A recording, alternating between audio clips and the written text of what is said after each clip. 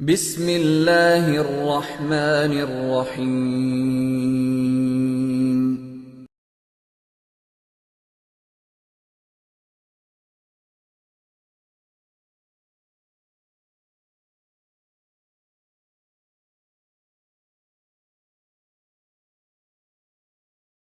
مولانا الیاس ہمت صاحب زندہ باد، سر بلند دیوبند، غیرت مند غیرت مند دیوبند، نعرہ تکبیر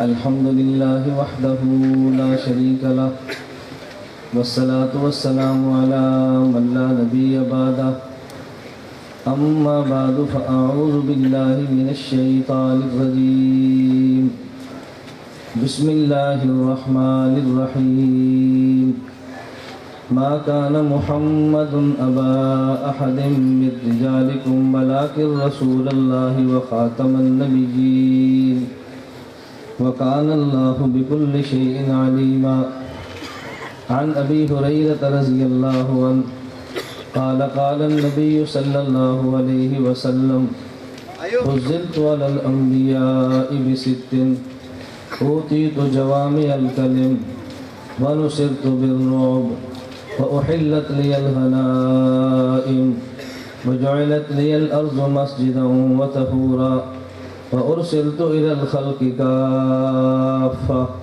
وختم بي النبيون اللهم صل على محمد وعلى آل محمد كما صليت على إبراهيم وعلى آل إبراهيم إنك حميد مجيد اللهم بارك على محمد وعلى آل محمد كما باركت على إبراهيم وعلى آل إبراهيم إنك حميد مجيد نام محمد سے دلوں کو سرور ملتا ہے، نام محمد سے دلوں کو سرور ملتا ہے، نگاہ فکر کو تازہ شعور ملتا ہے، نصیب کیسا بھی ہو واسطہ احمد کا دے کے، نصیب کیسا بھی ہو وسیلہ محمد کا دے کے، خدا سے جو بھی مانگے ضرور ملتا ہے۔ معزز علماء کرام، میرے نہایت واجب الاحترام بزرگوں، مسلک اہل سنت والجماعت سے تعلق رکھنے والے وجود نوجوان دوستوں اور بھائیوں، میں نے آپ حضرات کی خدمت میں ختم نبوت کے عنوان پر قرآن کریم کی ایک آیت تلاوت کی ہے۔ ذخیرہ احادیث میں سے خاتم الانبیاء صلی اللہ علیہ وسلم کی ایک مبارک حدیث تلاوت کی ہے۔ اس آیت کریمہ میں اللہ رب العزت نے مشرکین مکہ کے ایک سوال کا جواب دیا ہے۔ یہ یوں کہہ لو کہ مشرکین مکہ کی ایک غلط فہمی کو دور کیا ہے، اور حدیث مبارک میں حضور اکرم صلی اللہ علیہ وسلم نے اپنی 6 خصوصیات اور 6 فضائل کا تذکرہ فرمایا ہے۔ میں اگر حدیث مبارک کی شرح پر گفتگو کروں گا تو مجھے اندازہ ہے کہ اچھا خاصا وقت اس پہ لگے گا، اس لیے کہ میں نے حدیث مبارک کی شرح خطابت کے طرز پہ نہیں وکالت کے طرز پہ کرنی ہے، لیکن میں حدیث مبارک کو مؤخر کرتا ہوا آیت کریمہ پہ گفتگو کرتا ہوں، اور عنوان صرف یہ ہوگا کہ مشرکین مکہ کی غلط فہمی کا ازالہ۔ یہ حق جل مجدہ نے کس انداز میں فرمایا ہے؟ آپ نے کئی ایک علماء سے اس بات کو سنا ہوگا، کئی ایک کتابوں میں پڑھا بھی ہوگا، لیکن میں قاسم العلوم والخیرات مولانا محمد قاسم ننوتوی رحمۃ اللہ علیہ کے علوم و افکار کی روشنی میں اس آیت پہ گفتگو کرتا ہوں۔ حق جل مجدہ مجھے اپنے مسلک کو دلائل اور اخلاص کے ساتھ بیان کرنے کی توفیق عطا فرمائے۔ ختم نبوت کے عنوان پہ عالمی مجلس تحفظ ختم نبوت کی بے شمار قربانیاں اور کارنامے، اس کا تفصیل کے ساتھ تذکرہ مخدوم مکرم حضرت مولانا اللہ وسایہ صاحب دامت برکاتہم نے فرمایا ہے، اور آئندہ عالمی مجلس تحفظ ختم نبوت کے اسٹیج سے جو کام کیا جائے گا اس کا کچھ تذکرہ بھی فرما دیا ہے۔ اس لیے میں جماعتی کارگزاری کی بجائے محض نفس مسئلہ پر گفتگو کرتا ہوں اللہ رب العزت مجھے بات سمجھانے کی توفیق عطا فرمائے۔ حضور اکرم صلی اللہ علیہ وسلم کا لخت جگر حضرت قاسم کا بچپن میں انتقال ہوا۔ مشرکین مکہ نے اس پر بغلے بجائے اور مشرکین مکہ نے کہا جس محمد سے تم ڈرتے ہو اس سے ڈرنے اور گھبرانے کی ضرورت نہیں ہے، اس لیے کہ مشرکین مکہ کے خیال میں یا اس دور کی روایات کے مطابق باپ کے مشن کو بیٹا لے کر چلتا تھا، تو مشرکین مکہ نے کہا جس مشن کو یہ محمد صلی اللہ علیہ وسلم لے کر چلے ہیں اس مشن کو اولاد نے لے کر چلنا تھا۔ جب بیٹا قاسم ان کا دنیا سے چلا گیا، یہ کچھ دنوں کا معاملہ ہے، یہ خود بھی چلے جائیں گے، جس سے تمہاری جنگ ہے وہ خود بھی فنا ہوگا، اس کی اولاد بھی چلی جائے گی، تمہارا مد مقابل ان کی جانب سے کوئی نہیں ہوگا۔ یہ مشرکین مکہ کی غلط فہمی تھی جس کا جواب حق جل مجدہ نے دیا ہے۔ اس کا جواب تو 2 لفظوں میں ہے، لیکن اس 2 لفظوں کا جواب دینے سے پہلے مجھے تھوڑی سی تمہید باندھنی پڑے گی جس میں 20-25 منٹ یا آدھا گھنٹہ لگے گا، اور آخر میں 2 لفظوں میں اس کا جواب عرض کر دوں گا۔ اللہ رب العزت نے فرمایا ما کان محمد ابا احد من رجالکم ولکن رسول اللہ وخاتم النبیین وکان اللہ بکل شیء علیما۔ مشرکین مکہ تمہاری ایک بات تو ٹھیک ہے، میرا محمد کسی بالغ مرد کا جسمانی باپ نہیں، یہ بات تو میں مانتا ہوں، لیکن 2 باتیں اور ہیں جو تمہارے دماغ میں نہیں ہیں۔ اس سے پتہ چلا اگر مخالف کی بات کوئی ٹھیک ہو تو وہ مان لینی چاہیے، لیکن غلط بات کی تردید کر دینی چاہیے۔ جہاں تک تمہاری یہ بات ہے کہ حضور کا جسمانی بالغ بچہ کوئی نہیں، یہ بات تو ہم مانتے ہیں، لیکن اگلی بات جو تمہاری ہے کہ اس پیغمبر کے مشن کو لے کے جس نے چلنا تھا وہ دنیا سے چلے گئے، یہ پیغمبر مشن سمیت دنیا سے چلا جائے گا، یہ تمہاری غلط فہمی ہے، کیونکہ میرے پیغمبر کے 2 وصف ہیں۔ نمبر 1 میرا پیغمبر رسول اللہ ہے، نمبر 2 میرا پیغمبر خاتم النبیین ہے۔ خدا نے ان 2 لفظوں میں جو جواب دیا ہے، ذرا پہلے لفظوں کو سمجھیں اور پھر مشرکین مکہ کا جواب سمجھیں۔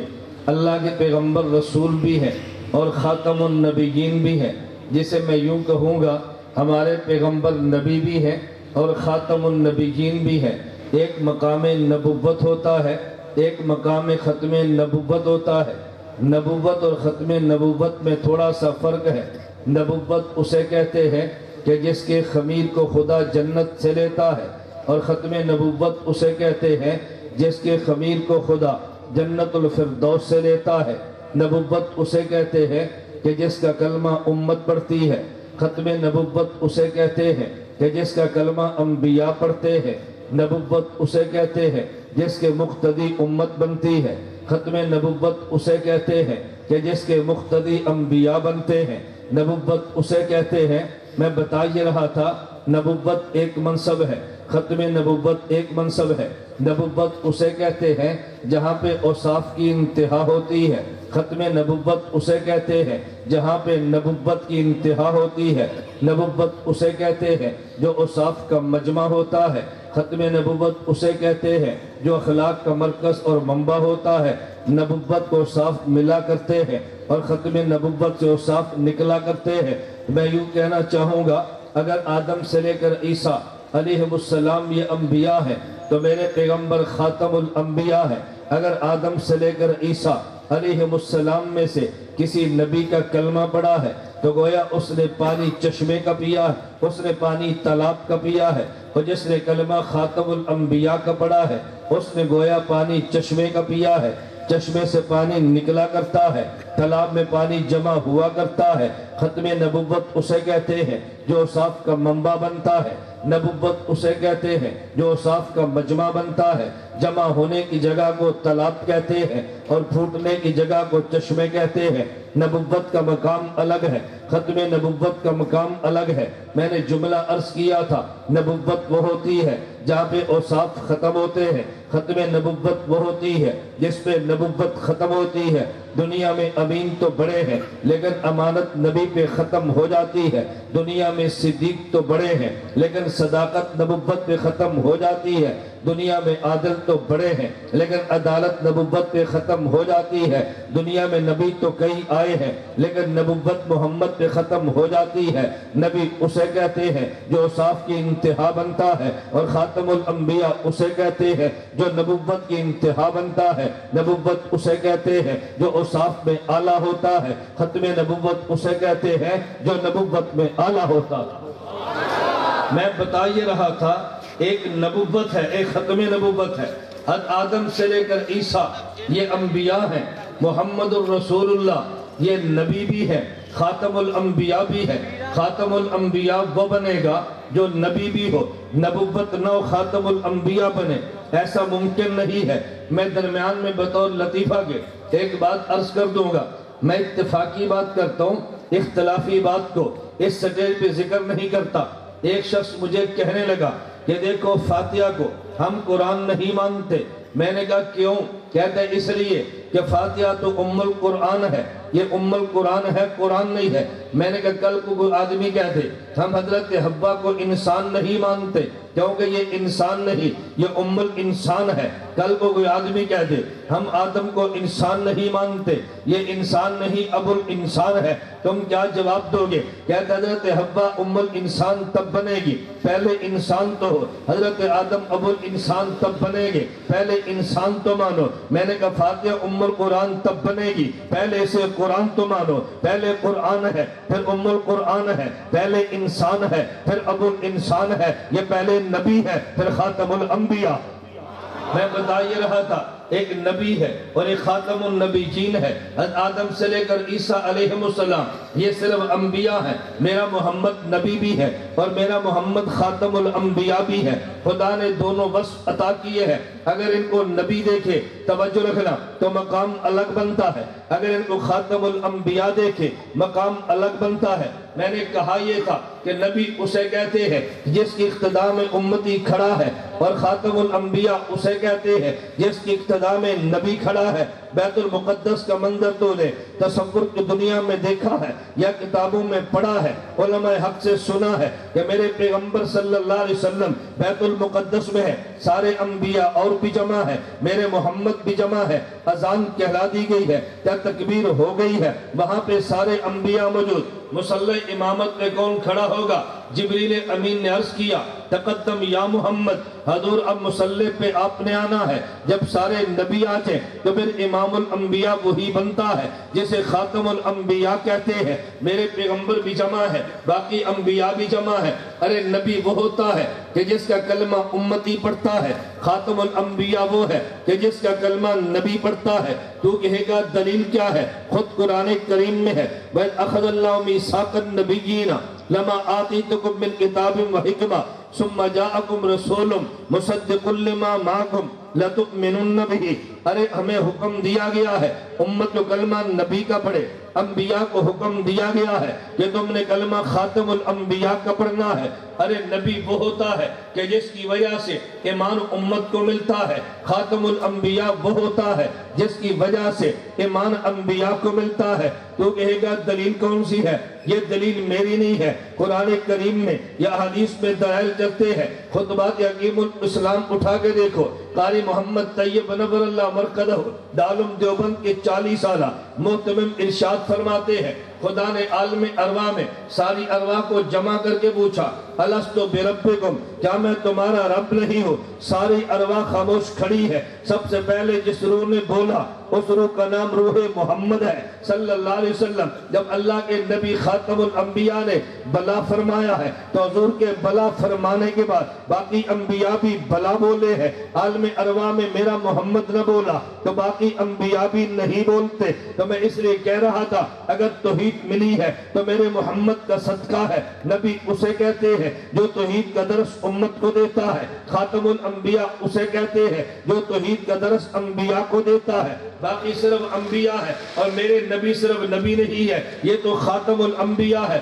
میں کہہ رہا تھا نبی وہ ہوتا ہے کہ جس کی وجود کو خدا جنت سے پیدا کرتا ہے۔ خاتم الانبیاء وہ ہے کہ جس کے وجود کو خدا جنت الفردوس سے پیدا کرتا ہے۔ تو کہے گا دلیل کیا ہے؟ حضرت ابراہیم علیہ السلام کو قرآن کریم میں ہے خواب آئی ہے، خواب میں دیکھا اپنے بیٹے کو ذبح کر رہے ہیں۔ صبح اپنے بیٹے سے فرمایا یا بنی انی ارا فی المنام انی اذبحک فانظر ماذا تری، رات میں نے خواب میں دیکھا تیرے گلے پہ چھری چلا رہا ہو۔ بیٹے نے فوراً عرض کیا یا ابت افعل ما تؤمر ستجدنی انشاء اللہ من الصابرین، آپ اللہ کے حکم پہ عمل کیجئے، مجھے صبر کرنے والا پائیں گے۔ ابراہیم علیہ السلام نے چھری لی ہے، اپنے بیٹے کے گلے پہ چلا دی ہے، آنکھوں پہ پٹیاں باندھی ہے۔ وہ سمجھے میرے بیٹے کا گلا کٹ رہا ہے، لیکن بیٹے کا گلا نہیں کٹا۔ جب ان کو یقین ہو گیا یہ ذبح ہو چکا ہے، آنکھوں کی پٹیاں کھولی ہے، اسماعیل مسکرا رہے ہیں، سامنے دمبا ذبح ہوا پڑا ہے۔ قرآن یوں کہتا ہے وَفَدَيْنَاهُ بِذِبْحٍ عَظِيمٍ، ہم نے جو بدلے میں دمبا دیا یہ بڑی عظمت والا تھا۔ عظمت والے ہونے کی وجہ کیا ہے؟ یہ دمبا وہ نہیں تھا جو زمین والا ہے، یہ دمبا وہ تھا کہ جو جنت والا ہے۔ توجہ، یہ دمبا وہ نہیں تھا جو زمین والا ہے۔ مفسرین لکھتے ہیں یہ دمبا وہ تھا جو جنت والا ہے۔ بھئی اگر تجھ سے کو پوچھے یہ زمین والا دمبا کیوں نہیں، یہ جنت والا کیوں ہے، تو آسان سا جواب تو یہ دے گا بھئی اگر اسماعیل علیہ السلام کا وجود یہ زمین والا ہوتا تو بدلے میں دمبا وہ ذبح ہوتا جو زمین والا ہے۔ اسماعیل نبی تھے اور ان کا وجود جنت والا تھا، ان کے بدلے میں خدا نے جو دمبا دیا وہ بھی جنت والا ہے۔ زمین والے کے بدلے میں زمین، توجہ رکھنا، زمین والے کے بدلے میں قربانی میں زمین کا دمبا ہے، جنت والے کے بدلے میں آسمان اور جنت والا دمبا ہے۔ میں بتا یہ رہا تھا کہ نبی کے وجود کو خدا زمین سے پیدا، نبی کے وجود کو خدا جنت سے پیدا کرتا ہے، خاتم الانبیاء کے وجود کو جنت الفردوس سے پیدا کرتا ہے۔ تو کہے گا دلیل کیا ہے؟ علماء دیوبند کا نظریہ اور عقیدہ ہے جہاں میرے پیغمبر آج مدفون ہے، میرے پیغمبر کی قبر مبارک کے مٹی کے ذرے یہ کعبہ سے بھی اعلیٰ ہے، یہ عرش سے بھی اعلیٰ ہے۔ میرے نبی کا وجود جو اعلیٰ ہے، نبی کے وجود سے لگنے والے مٹی کے ذرے بھی اعلیٰ ہے۔ ایک بندہ مجھے کہنے لگا اس کے اعلیٰ ہونے پہ دلیل کیا ہے؟ میں نے کہا میں تو دلائل کی بات کرتا ہوں، دلیل کی بات نہیں کرتا، لیکن عقلی دلیل تجھے میں چلتے ہوئے پیش کرتا ہوں۔ کہتا یہ عقلی دلیل کون سی ہے؟ میں نے کہا میرے پیغمبر کی ایک رہائش گاہ ہے جسے حجرہ عائشہ کہتے ہیں، ایک میرے پیغمبر کی سیرگاہ ہے جسے عرش معلیٰ کہتے ہیں۔ یہ سیرگاہ ہے، وہ رہائش گاہ ہے، اور سیرگاہ ہمیشہ رہائش گاہ، سیرگاہ ہمیں رہائش گاہ میرے پیغمبر کا حجرہ ہے، اور عرش معلیٰ میرے پیغمبر کی سیرگاہ ہے، اور رہائش گاہ یہ سیرگاہ سے اعلیٰ ہوتی ہے، رہائش گاہ سیرگاہ سے اعلیٰ ہوتی ہے۔ میرے نبی کا حجرہ کی وہ جگہ جو پیغمبر کے وجود سے ملی ہے، میں پورا حجرہ نہیں کہہ رہا، میرے پیغمبر کے حجرے کی مٹی جو نبی کے وجود سے ملی ہے وہ کائنات کے عرش معلیٰ سے بھی اعلیٰ ہے۔ میں نے کہا ایک معاملہ نبی کا ہے، ایک معاملہ خاتم الانبیاء کا ہے۔ میرا نبی صرف نبی نہیں ہے، یہ خاتم الانبیاء ہے، خدا نے نبوت بھی دی ہے اور ختم نبوت بھی دی ہے۔ توجہ رکھنا، نبی کا کلمہ امت پڑھتی ہے اور خاتم الانبیاء کا کلمہ نبی پڑھتے ہیں، تو پھر میں یوں کہوں گا جو امتی نبی کا کلمہ پڑھے اس کا ایمان نسل ہوتا ہے، نبی کا ایمان اصل ہوتا ہے۔ توجہ رکھنا، جو کلمہ نبی کا پڑھتا ہے اس کا ایمان نسل ہوتا ہے، نبی کا ایمان اصل ہوتا ہے۔ نسل کو بیٹا کہتے ہیں، اصل کو باپ کہتے ہیں، تو پھر یہ تجھے کہنا چاہیے کہ نبی اور انبیاء، نبی اور خاتم الانبیاء میں فرق یہ ہے کہ نبی کا ایمان اصل ہے، نبی کی امت کا ایمان نسل ہے، خاتم الانبیاء کا ایمان اصل ہے، انبیاء کا ایمان نسل ہے۔ ارے نبی وہ ہوتا ہے جس کی اولاد امت ہوتی ہے، خاتم الانبیاء وہ ہوتا ہے جس کی اولاد انبیاء ہوتی ہے۔ پھر مجھے یہ بات کہنے دے، تیری اولاد اولاد وہ ہے جو تیرے وجود کے بعد آئی ہے، میرا محمد وہ ہے جس کی اولاد وجود سے پہلے ہے۔ کہتے ہیں وجود سے پہلے کیسے؟ میں نے کہا تیری اولاد کو وجود جسمانی ملتا ہے، میرے پیغمبر کی اولاد کو وجود روحانی ملتا ہے۔ تو جو پہلے نبی آیا، نبی کا کلمہ پڑھا، میرے پیغمبر کی روحانی اولاد بنی ہے، یہ کیسے ہو سکتا ہے؟ میں نے کہا ہو سکتا ہے، اگر تو نہیں مانے گا تیرے کتنے اشکال رفع نہیں ہوں گے۔ میں صرف ایک سوال اٹھا کے جواب دینا چاہوں گا۔ ایک شخص مجھے کہنے لگا کہ تم مسلمان جو کہتے ہو اہل سنت والجماعت دیوبند والے ایک بات کہتے ہو، میرے نبی جب یہاں مکہ مکرمہ سے چلے ہیں، عرش معلی تک یہ ہے، راستے میں خدا نے نبی پاک کے قلب اطہر کو دھونے کا انتظام فرمایا ہے۔ حضور چاہے زمزم پہ لیٹے ہیں، جبریل امین نے میرے نبی کے قلب اطہر کو شک فرمایا ہے، قلب اطہر کو باہر نکالا اور جنت سے لائے ایک سونے کا تشت ہے اس میں رکھا ہے اور زمزم کے پانی سے دھو دیا۔ آپ نے واقعہ بھی سنا ہوگا۔ میں نے کہا بالکل بجا ہے۔ کہتے ہیں یہ زمزم کا پانی کون سا ہے؟ میں نے کہا یہ وہی پانی ہے، اسماعیل السلام کی ایڑی لگی ہے تو اسے پانی نکلا ہے۔ کہتے ہیں یہی بات تو میں کہتا ہوں، اس کو ہم نہیں مانتے۔ میں نے کہا کیوں نہیں مانتے؟ کہتے ہیں یہ زمزم کا پانی وہ ہے جو اسماعیل کی ایڑی سے نکلا ہے، اور تم کہتے ہو حضور کے قلب اطہر کو دھویا ہے۔ تو بھئی چھوٹے نبی کے پاؤں سے نکلنے والا پانی بڑے نبی کے قلب اطہر کو دو، یہ تو بڑے نبی کے ادب کے خلاف ہے، اس لیے ہم نہیں مانتے۔ اس میں حضور کی توہین کا پہلو ٹپکتا ہے۔ میں نے کہا جناب نے ایک جہت کو دیکھا ہے، دوسری جہت کو چھوڑ دیا ہے۔ میرے نبی کے اسماعیل سے دو رشتے ہیں، ایک رشتہ وہ ہے جسے جسم اور خون کا کہتا ہے، اور ایک رشتہ وہ ہے جسے تو ایمان کا کہتا ہے۔ اگر میں دیکھتا ہوں جسم کے رشتے کو، اسماعیل اسلام باپ بنتے ہیں، میرے محمد بیٹے بنتے ہیں۔ اگر یہ نبوت کے رشتے کو دیکھتا ہوں، قرآن لَتُؤْمِنُنَّ کہتا ہے، تو پھر میرے نبی باپ بنتے ہیں، حضرت اسماعیل بیٹے بنتے ہیں۔ ارے تو نے ایک رشتے کو دیکھا ہے، تو نے دوسرے رشتے کو نہیں دیکھا۔ اگر میں جسم والے رشتے کو دیکھتا ہوں تو پھر میں نے مانا اسماعیل کا مقام اور ہے، اگر ایمان والے رشتے کو دیکھے گا پھر میرے محمد کا مقام اور ہے۔ اگر نبی دیکھے تو وہ نبی چھوٹے ہیں، یہ نبی بڑے ہیں، تیرا اشکال بجا ہے۔ لیکن دوسرے رشتے کو بھی تو دیکھ لے، وہ جسم میں باپ لگتے ہیں اور یہ جسم میں اولاد لگتی ہے۔ تو صرف یوں نہ کہنا کہ چھوٹے نبی کے پیڑی سے نکلنے والے پاؤں کو بڑے نبی کے قلب اطہر کو دھویا گیا، تو یوں کیوں نہیں کہہ سکتا کہ جو باپ کی پیڑی سے پاؤں نکلا ہے یہ اس سے بیٹے کے قلب اطہر کو دھویا گیا۔ اگر جسمانی رشتے کو دیکھے گا اشکال ہی نہیں ہے، صرف ایمانی رشتے کو دیکھے گا تب اشکال ہوگا۔ بالکل اسی طرح ایک شخص مجھے کہنے لگا کہ تم کہتے ہو ابو بکر صدیق رضی اللہ عنہ جب غار میں گئے ہیں تو نبی کا دفاع کیا۔ میں نے کہا بالکل مانتے ہیں۔ کہ تم یہ بات کہتے ہو ادھر سانپ آیا اس نے صدیق کی ایڑی پہ ڈسا ہے۔ میں نے کہا بالکل کہتے ہیں، توجہ رکھنا، بالکل کہتے ہیں۔ پھر نبی پاک صلی اللہ علیہ وسلم نے لعاب مبارک کو لیا، صدیق اکبر کی ایڑی پہ لگایا۔ ہم اس کو نہیں مانتے۔ میں نے کہا کیوں نہیں مانتے؟ کہتے ہیں لعاب اللہ کے نبی کا اور ایڑی صدیق کی ہے، نبی کی ایڑی ایک امتی، نبی کا لعاب مبارک صدیق کی ایڑی پہ لگے، یہ تو پیغمبر کے لعاب کی توہین ہے۔ میں نے کہا کیوں؟ کہتے ہیں اس لیے حضور بڑے ہیں، صدیق چھوٹا ہے، یہ نبی ہے، یہ امتی ہے۔ میں نے کہا جناب نے ایک رشتہ دیکھا دوسرا رشتہ چھوڑ دیا ہے۔ کہتے ہیں وہ کون سا؟ میں نے کہا نبی داماد ہے، صدیق سسر ہے، داماد بیٹا ہے، سسر باپ ہے۔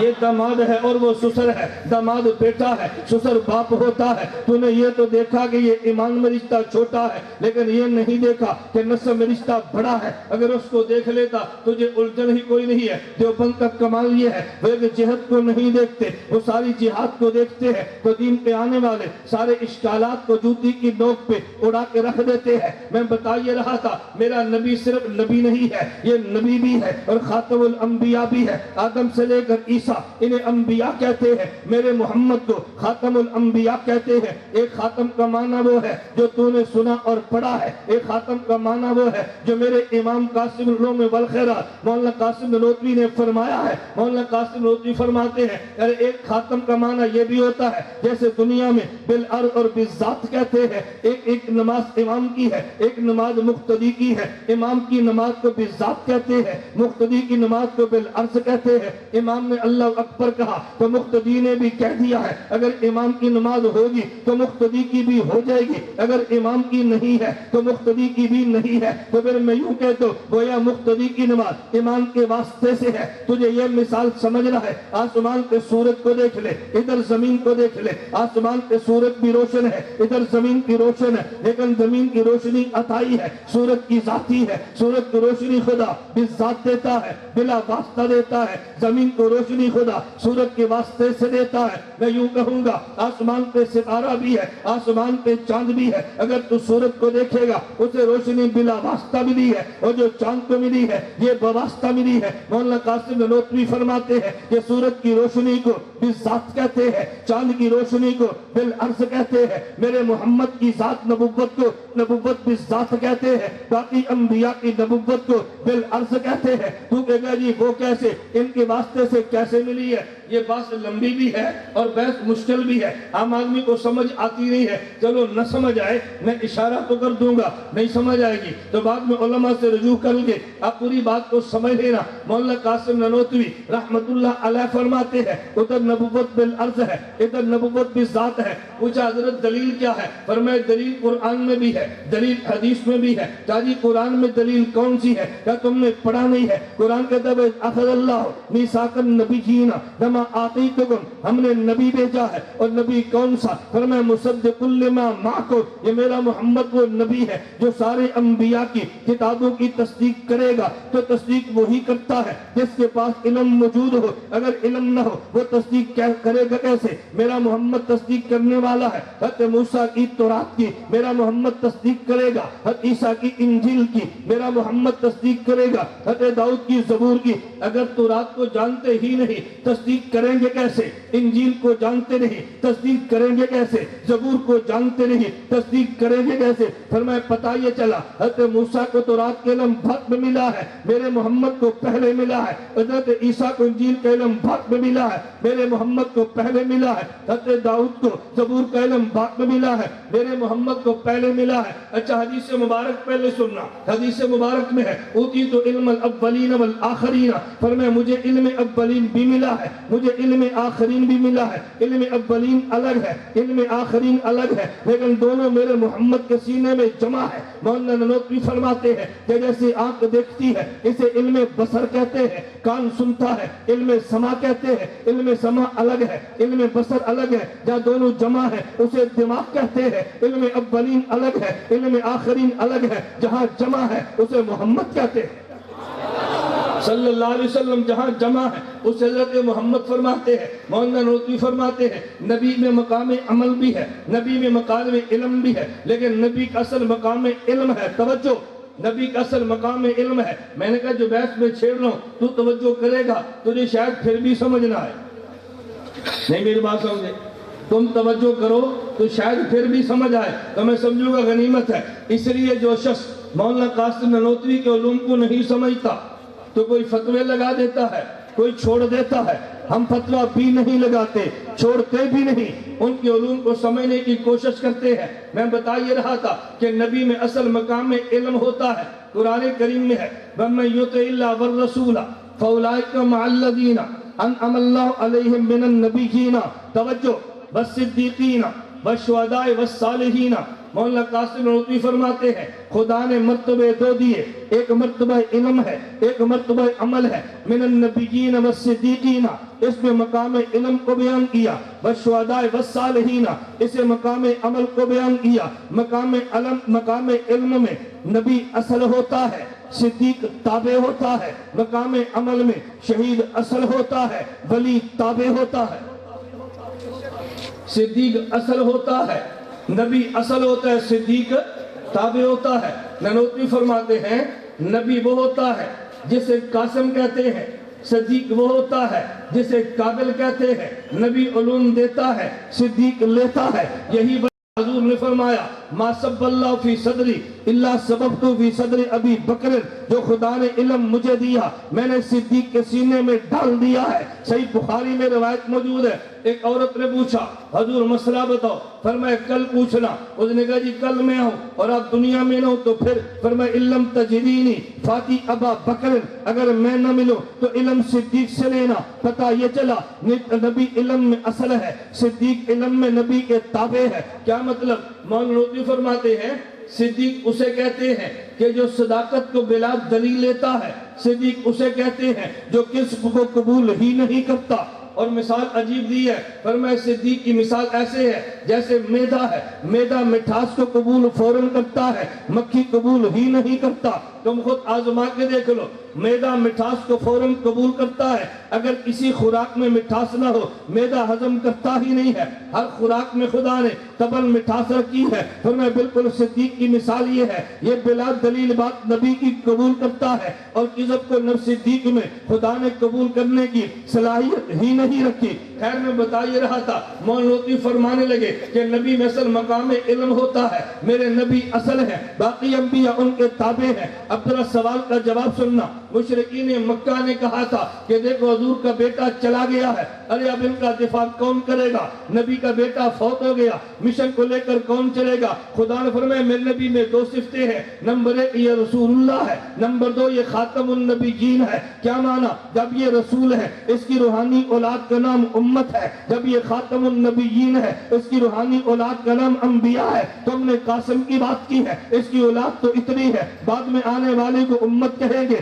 پہلے جانے والے کو نبی کہیں گے۔ ارے عام بات تب ہوتا ہے کہ جس کا بیٹا بعد میں آتا ہے، میرا محمد تو وہ ہے کہ جس کے روحانی بیٹے اس کے آنے سے پہلے بھی ہے، اس کے آنے کے بعد بھی ہے۔ میرے محمد کا ایمان اصل ہے، انبیاء کا ایمان نسل ہے، اس لیے کہ خاتم النبیین ہے۔ میرے نبی کا ایمان اصل ہے، صحابہ کا ایمان نسل ہے۔ یہ رسول اللہ جو ہوا ہے اگر امت کو دیکھ لے تو یہ رسول اللہ ہے، اگر انبیاء کو دیکھ لے تو خاتم النبیین ہے۔ مولانا نوتوی فرماتے ہیں ہمارے محمد کا ایمان اصل ہے، باقی انبیاء کا نسل ہے۔ خاتم النبیین کی دلیل کی وجہ سے ہمارے نبی کا ایمان اصل ہے، امت کا ایمان نسل ہے، رسول اللہ کی وجہ سے تو خدا نے فرما دیا تم ایک قاسم کی بات کرتے ہو، اور اس کی اولاد تو آدم سے لے کر عیسیٰ بھی ہے، اور اس کی اولاد تو صدیق سے لے کے قیامت تک آنے والا مسلمان بھی ہے۔ تم نے قاسم کی بات کی ہے۔ میرے محمد کی نبوت کا ختم نبوت کا مسئلہ آئے گا، توجہ رکھنا، میرے محمد کی نبوت کا مسئلہ آئے گا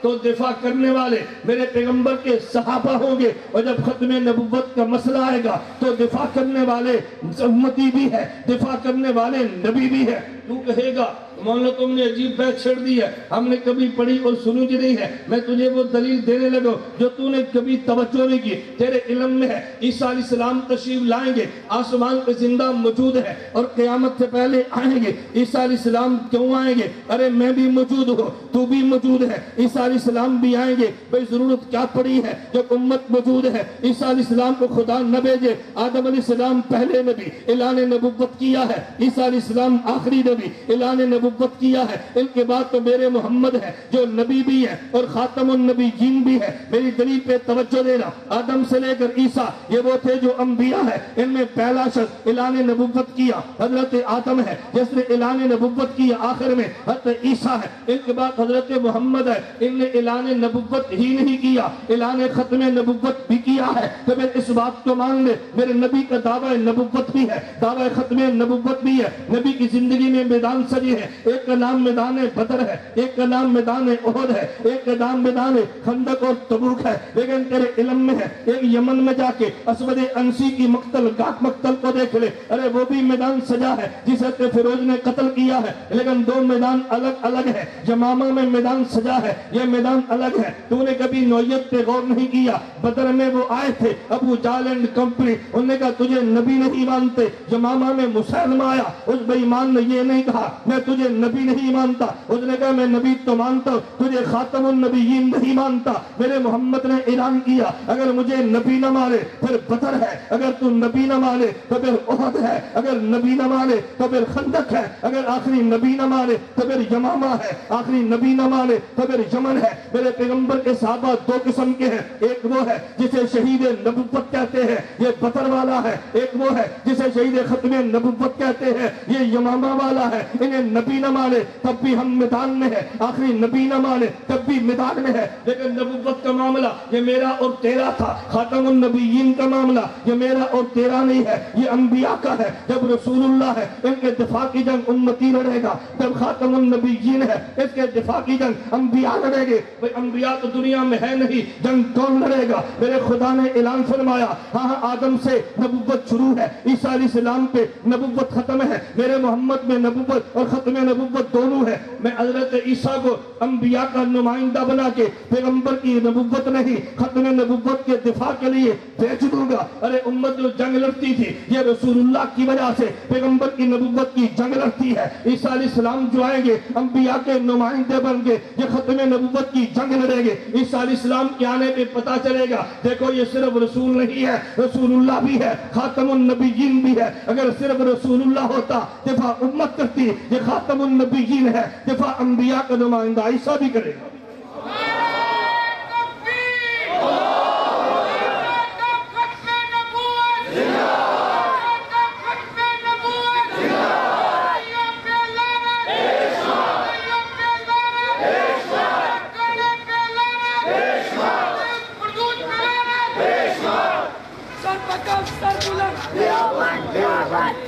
میں اس لیے خاموش ہو گیا کہ آپ کو پتہ ہے میں اپنے جلسوں میں نعرے لگواتا نہیں۔ آپ نعرے لگا کے وقت ضائع کریں۔ نعرہ لگانا چاہیے، اس میں کوئی شک نہیں ہے، لیکن جب خطیب خود کہے، جب نہ کہے تو پھر نہ لگاؤ۔ ایک جلسہ ہوتا ہے تحریک کا جب ٹکر ہو پھر تو نعرے ہی نعرے، اور ایک جلسہ علمی جب ٹکر نہ ہو تو پھر معاملہ اور ہے۔ یہ جلسہ مسئلہ سمجھانے کے لیے ہے، آپ کو روڈ پہ نکالنے کے لیے نہیں ہے۔ جب مولانا وسائے صاحب اور عالمی مجلس نے حکم دیا نا کہ روڈ پہ نکالنا ہے، پھر ہماری تقریر بیٹھ کے نہیں ہوگی، کھڑے ہو گئے ہوئے انشاءاللہ۔ ہاں پھر یہ بازو یوں نہیں، بازو یوں ہوں گے انشاءاللہ۔ پھر دیکھنا نعرہ کہتے کسے ہیں اور زبان کہتے کون سی ہے۔ میرے اللہ کا بڑا کرم ہے، ہمیں خدا نے درسگاہ کی زبان بھی دی ہے، ہمیں خدا نے میدان کی زبان بھی دی ہے، اللہ کا شکر ہے۔ لیکن میدان سجے تو پھر ہے نا، جب قیادت فرما دیں گے ہم میدان سجانے کے لیے تیار ہیں، پیچھے ہٹنے والے نہیں ہیں۔ لیکن حکم ان کا ہو، حکم کن کا ہو، حکم ان کا ہو۔ میں بار بار کہتا ہوں اکابر سے بڑھ کے ہم لڑتے نہیں ہیں، ہم اتنے طاقتور نہیں ہیں اکابر سے بڑھ کے لڑے، اور اتنے کمزور بھی نہیں ہیں اکابر فرما دے تو پیچھے ہٹے۔ تو گل سمجھ آئی تو آنو چلیں، پورا تسلسل آپ نے برباد کیا۔ میں جو مسئلہ سمجھا رہا تھا، میں نے کیا عرض کیا؟ مشرکین مکہ غلط فہمی کا ازالہ سمجھے۔ مشرکین مکہ نے کیا کہا تھا؟ انہوں نے کہا حضور کا بیٹا قاسم چلا گیا، جنگ کون لڑے گا؟ فرمایا میرا محمد صرف محمد نہیں ہے، رسول اللہ بھی ہے، خاتم النبیین بھی ہے۔ جب رسول اللہ ہے تو اس کی جنگ امت نے لڑنی ہے، جب خاتم النبیین ہے ان کی جنگ انبیاء نے لڑنی ہے۔ خدا انبیاء کیسے لڑیں گے؟ فرمایا کیوں نہیں لڑیں گے؟ عیسیٰ علیہ السلام جو انبیاء صرف انبیاء میں سے آخری نبی ہے، ہم نے ان کو روک لیا ہے، وہ ان کے بعد آ کے جنگ لڑیں گے۔ توجہ میں نے حکمت بتائی ہے، نزول عیسیٰ کی حکمت کیا ہے؟ توجہ رکھنا، نزول عیسیٰ کی میں نے حکمت بتائی۔ میں نے بتایا عیسیٰ علیہ السلام آئیں گے، خدا آئے اللہ آئے پھر اٹھا لیا پھر لائیں گے۔ کوئی بندہ کہتے ہیں ضرورت کیا ہے؟ میں نے کہا بھی ضرورت کیا ہے؟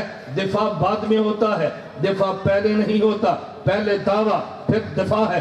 جب حضور ختم نبوت کا اعلان فرمائیں گے تو پھر انبیاء آ کے دفاع بھی کریں گے۔ اگر عیسیٰ علیہ السلام نہ آتے تو لوگ کہہ سکتے تھے جن انبیاء نے اسے نبی مانا انہیں تو دفاع نہیں کیا، فرمایا ہم نے ایک نبی کو روک لیا ہے، وہ سب انبیاء کی نمائندگی کر کے ان کا دفاع کر دیں گے۔ اس لیے میرے پیغمبر نے اعلان فرمایا دیکھو میں آخری نبی ہوں، میرے بعد اب کوئی نبی تو پیدا ہو نہیں سکتا، انا خاتم النبیین لا نبی بعدی۔ چلے ایک نکتہ عرض کر دوں، نبی پاک صلی اللہ علیہ وسلم فرمایا لو کان بعدی نبی لکان عمر، اگر میرے بعد کوئی نبی ہوتا تو پھر عمر ہوتا۔ ایک شخص مجھے کہنے لگا کہ تمہارا اہل سنت کا نظریہ ہے اللہ کے نبی کے بعد سب سے بڑا مقام امام ابو بکر کا ہے، لیکن اس حدیث سے تو پتہ چلتا ہے کہ بڑا مقام حضرت عمر کا ہے۔ سوال سمجھے؟ حضور نے کیا فرمایا؟ لو کان بعدی نبی لکان اگر میرے بعد کوئی نبی ہوتا تو کون ہوتا؟ تو مقام بڑا کن کا ہے؟ صدیق کا. تو کہنا چاہیے تھا میرے بعد نبی ہوتا تو صدیق ہوتا. اور ارتداد کے دور میں خود محدثین نے لکھا ہے قام فی الردۃ مقام الانبیاء. صدیق اکبر ارتداد کے دور میں اس مقام پہ کھڑے جیسے نبی کھڑا ہوتا ہے اس مقام پہ تھے. تو سیدنا صدیق اکبر کے بارے میں جملہ نہیں ہے, یہ جملہ عمر کے بارے میں ہے. ایک شخص کہنے لگا یہ تو پھر اہل سنت کا دعویٰ ٹوٹ گیا کہ صدیق نبی کے بعد اعلیٰ ہے. میں نے کہا ٹوٹا نہیں, یہ دعویٰ مزید جمع ہے. مجھے کہتے ہیں کس لیے؟ میں نے کہا توجہ رکھنا, میرے اللہ نے دو صفتیں کا ظہور فرمایا. ایک خدا کی صفت جلال ہے, ایک خدا کی صفت جمال ہے. پہلے حضرت موسیٰ تھے, ان کے بعد عیسیٰ ہیں. حضرت موسیٰ علیہ السلام پہ صفت جمال کا غلبہ, صفت جلال کا غلبہ ہے. عیسیٰ علیہ السلام پہ صفت جمال کا غلبہ ہے. تو جب جلال والا نبی بھیجا تب جمال والا بھیجنا چاہیے تھا. موسیٰ علیہ السلام جلال والے, عیسیٰ علیہ السلام جلال والے. جلالی نبی کے بعد جمال والا ہے. میں نے کہا میرے نبی کو دیکھ لے, ان پہ غلبہ جمال کا ہے. تو جب یہ نبی جمال والے ہیں, اب ان کے بعد اگر کوئی نبی آتا وہ جمال والا نہیں جلال والا. نبی کے صحابہ میں ہم نے صدیق کو دیکھا تو غلبہ جمال کا ہے, ہم نے عمر کو دیکھا تو غلبہ جلال کا ہے. جلالی نبی کے بعد جمال والا, جمال کے بعد جلال والا. اگر نبی ہونا ہوتا پھر صدیق نہیں عمر ہوتا. اگر صدیق ہوتے تو دونوں جمال والے. فرمایا جمال کے بعد جلال والا آتا ہے. اسی نبی نے اعلان فرمایا اگر کوئی نبی ہوتا تو عمر ہوتا. خیر میں نے صرف عرض کیا تھا کہ وقت کافی گزرا ہے, میں نے غلط فہمی مشرکین کی دی, اس کا ازالہ آپ کی خدمت میں عرض کیا. عنوان ذہن میں بیٹھ گیا نا, مشرکین مکہ کا ذہن کیا تھا کہ ان کا بیٹا فوت ہو گیا, دفاع کون کرے گا؟ خدا نے کیا جواب دیا؟ یہ رسول اللہ بھی ہیں اور خاتم النبیین بھی ہیں. جب رسول اللہ ہے کلمہ امت پڑھے گی سارے بیٹے بن جائیں گے. جب یہ خاتم النبیین ہے کلمہ انبیاء پڑھیں گے سارے بیٹے بن جائیں گے. ان کا ایمان اصل ہے, ان تمام کا ایمان نسل ہے. اور باپ کا دفاع تو بیٹے کرتے ہی ہیں. بطور نبی ہونے کے امت دفاع کر لیتی, خاتم النبیین ہونے کے دفاع ہم نے بھی کرنا تھا. خدا عیسیٰ علیہ السلام کو بھیج دیں گے, وہ بھی دفاع کریں گے. اس لیے میرے پیغمبر کو تیرے اور میرے دفاع کی ضرورت نہیں ہے. اگر ہم دفاع کریں گے اپنے ایمان کا مسئلہ ہے, اپنی قبر کا مسئلہ ہے. میں آخری بات کہہ کر بات ختم کرنے لگا ہوں. آخری کا معنی یہ نہیں کہ تم اٹھ جاؤ اور میں آخری بات کہہ دوں. آخری کا معنی یہ ہے آخری بات سن لو اور اس کے بعد چلے جاؤ. توجہ رکھنا.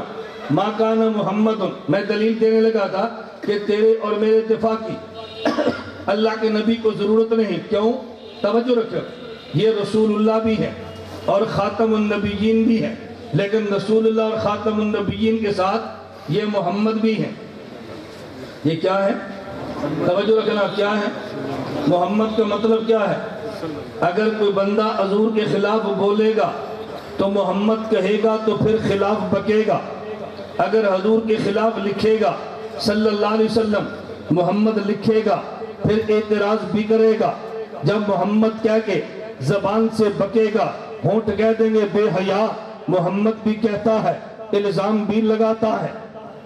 اگر حضور کے خلاف لکھے گا تو قلم کہہ دے گا بے شرم, محمد بھی کہتا ہے, پھر خلاف بھی لکھتا ہے. اس سے پتہ یہ چلا اگر کسی نے حضور کے خلاف بولنا ہے تو پہلے محمد کہہ کے دفاع بھی کرنا ہے. اگر حضور کے خلاف لکھنا ہے تو محمد کہہ کے دفاع بھی کرنا ہے. خدا نے اپنے نبی کو محمد کا نام دے کے تیرے اور میرے دفاع سے بے نیاز کر دیا ہے. ان کا نام محمد کافی ہے. ان کے دفاع کے لیے غیر بھی کہے گا محمد, اپنا بھی کہے گا محمد. خدا مجھے اور آپ سب کو حضور اکرم صلی اللہ علیہ وسلم کے دفاع کی توفیق عطا فرمائے.